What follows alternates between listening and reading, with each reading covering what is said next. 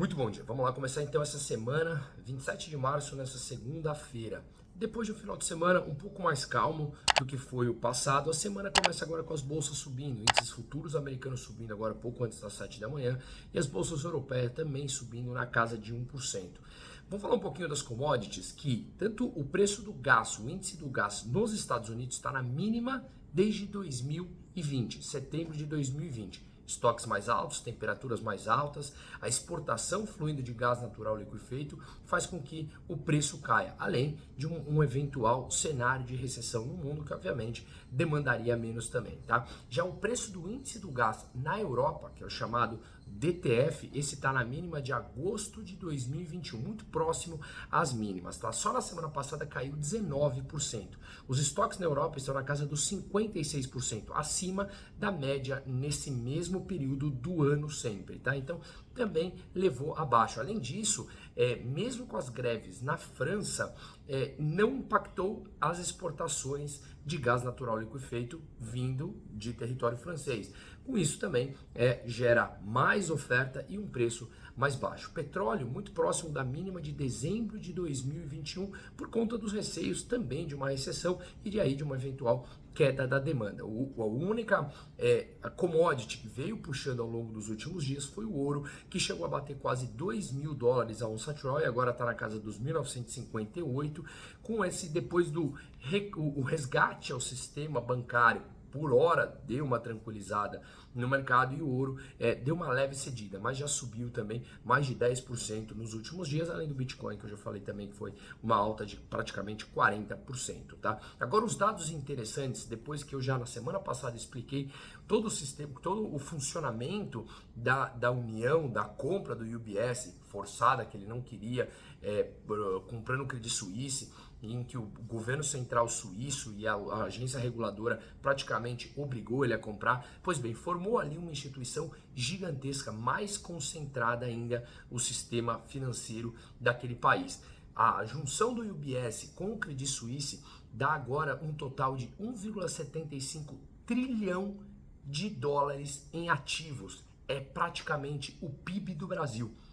Isso nós estamos falando que juntou a primeira e a segunda instituição financeira suíça, e aí o mercado muito mais concentrado. Considerando o capital que eles fazem a gestão ao redor do mundo, são 5 trilhões de dólares, portanto mais que o dobro do PIB do Brasil. Se a gente levar em consideração o sistema bancário suíço como um todo, ele emprega 5% da força de trabalho e os ativos no sistema suíço, os ativos totais no sistema bancário suíço, dá 3,8 trilhões. Isso representa quase 450% do PIB da Suíça.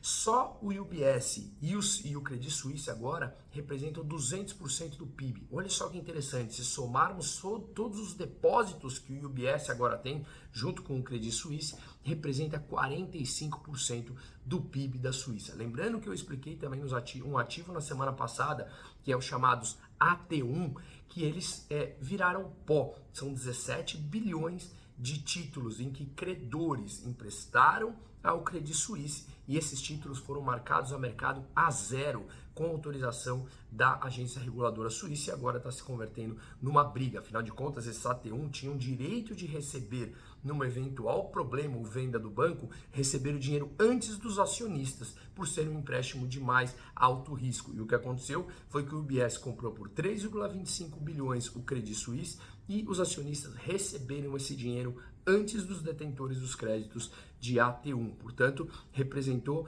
marcar a zero 17 bilhões que o Credit Suisse havia recebido de empréstimo e isso obviamente está gerando uma briga muito grande. Falando um pouquinho aqui no Brasil, que a gente vê ainda é que o governo, com a não viagem de Lula à China por conta da pneumonia, o que acontece é que abre uma janela de oportunidade para que eles apresentem o tal arcabouço fiscal que estão enrolando e postergando, e o mercado ficando feio, perdendo 100 mil pontos, o desemprego voltou a subir, o nível de endividamento seguindo na mesma linha de crescimento, ainda mais com um arcabouço que não apresentado, portanto gera mais expectativa, mais desconfiança e o que a gente vê é bolsa caindo e os juros futuro negociados livremente por livre oferta e demanda subindo. Isso marca mercado renda fixa, marca ações para baixo e gera toda essa não apenas insatisfação, mas também uma expectativa e com que investidores simplesmente não invistam ou empresários não abram o cofre, segurem, não contratem, não gerem renda e a economia como um todo sente. E o que a gente vê é uma frase, por exemplo, do ministro da Economia, Fernando Haddad, que falou no final de semana, abre aspas, a minha tarefa não é simples, tenho que agradar ao mesmo tempo o Gleisi Hoffmann e o Roberto Campos Neto, presidente do Banco Central, que convenhamos, não há a menor comparação sob o ponto de vista técnico de conhecimento de economia. E agradar a Gleisi Hoffmann significa que você está indo pelo caminho completamente errado do que uma economia com crescimento sustentado e sólido no longo prazo. Se a gente ainda tem que agradar pessoas com ideia dos anos 80 e completamente retrógradas, a gente está acelerando em direção ao abismo.